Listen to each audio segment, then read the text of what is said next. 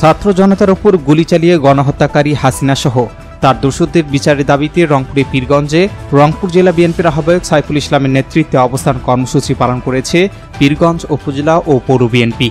দুপুরে একটি বিক্ষোভ মিছিল বিএনপির দলীয় কার্যালয় থেকে শহরের প্রধান সড়ক প্রদক্ষিণ শেষে আবারও দলীয় কার্যালয়ে গিয়ে অবস্থান কর্মসূচি পালন করেন বিএনপি।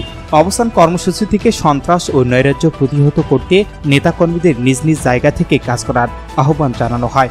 একই বৈষম্যবিরোধী আন্দোলনে ছাত্র হত্যার প্রতিবাদ জানিয়ে হাসিনা সহ জড়িতদের সর্বোচ্চ বিচারের দাবি তোলা হয়। বাংলাদেশের লোক আমাদের সাথে 95% লোক চায় শান্তি।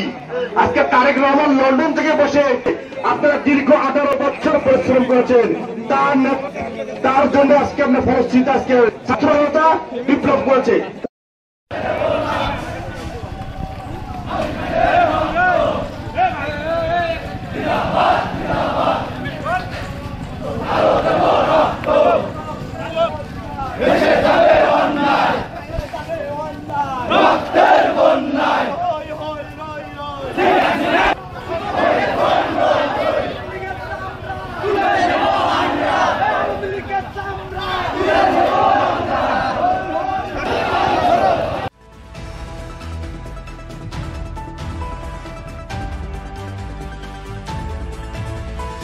Shahinur Rahman, news desk, ABN 24।